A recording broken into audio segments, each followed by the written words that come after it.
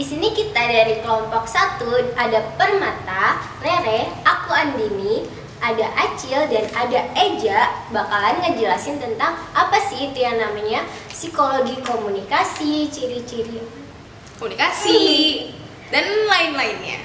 Oke, Tidur. Halo, aku Andini bakal ngejelasin tentang apa sih itu psikologi komunikasi. Nah, psikologi komunikasi ini memiliki dua kata dasar. Yang pertama, psiko, dan yang kedua, komunikasi. Psikologi sendiri merupakan ilmu yang mempelajari tentang tingkah laku manusia, sedangkan komunikasi merupakan proses penerimaan dan pengelolaan informasi pada diri manusia atau proses persuasi atau mempengaruhi diri manusia tersebut. Jadi, psikologi komunikasi itu merupakan ilmu yang mempelajari perilaku dan tingkah laku manusia yang berkaitan dengan proses penerimaan dan pengolahan informasi pada diri individu atau manusia tersebut. Komunikasi sendiri butuh psikologi. Alasannya adalah dalam komunikasi kita perlu melihat atau mengelola informasi tentang lawan bicara kita saat berkomunikasi. Dan psikologi juga butuh komunikasi. Karena tanpa adanya komunikasi, psikologi tidak akan berjalan dengan lancar.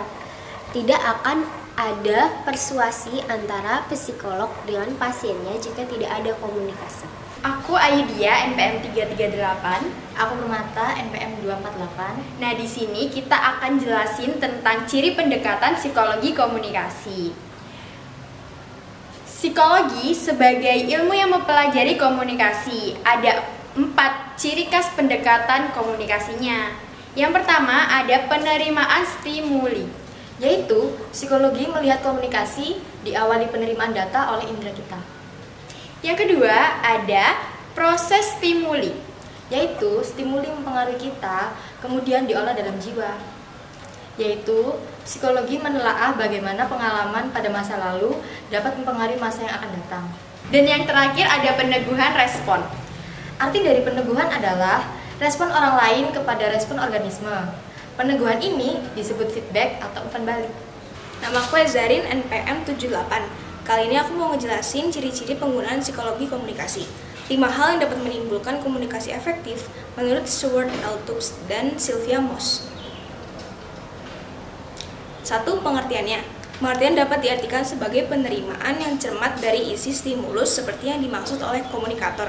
Kegagalan dalam hal ini dapat dikarenakan pesan yang kita maksud diartikan lain oleh orang yang kita ajak bicara, atau dapat disebut kegagalan komunikasi primer. Nomor 2, kesenangan. Komunikasi dalam hal ini dapat disebut sebagai komunikasi faktis yang dimaksudkan untuk menimbulkan kesenangan dan dapat menciptakan hubungan yang hangat, akrab, dan menyenangkan. Nah, berlanjut dari Ezarin tadi, kali ini aku Renata Sanjaya NPM 68 akan menjelaskan tentang lanjutannya.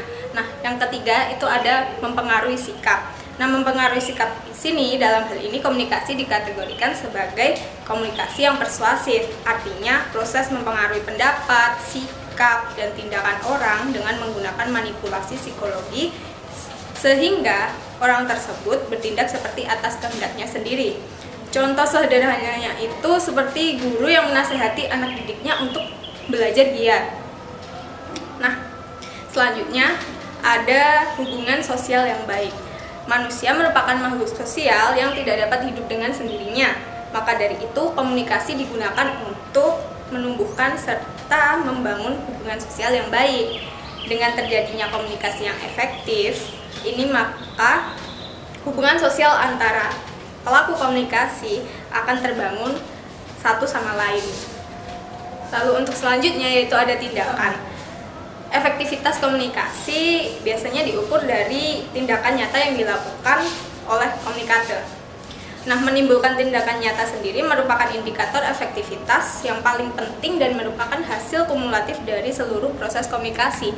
Jadi, dari seluruh proses komunikasi, itu tindakan merupakan hal yang terpenting dan bentuknya nyata. Terima kasih. Nah, itu tadi pengertian psikologi komunikasi, ciri-ciri dan penggunaan dari psikologi komunikasi tersebut. Mohon maaf kalau ada salah-salah kata. Sekian dari kelompok kami. Dadah. Dah.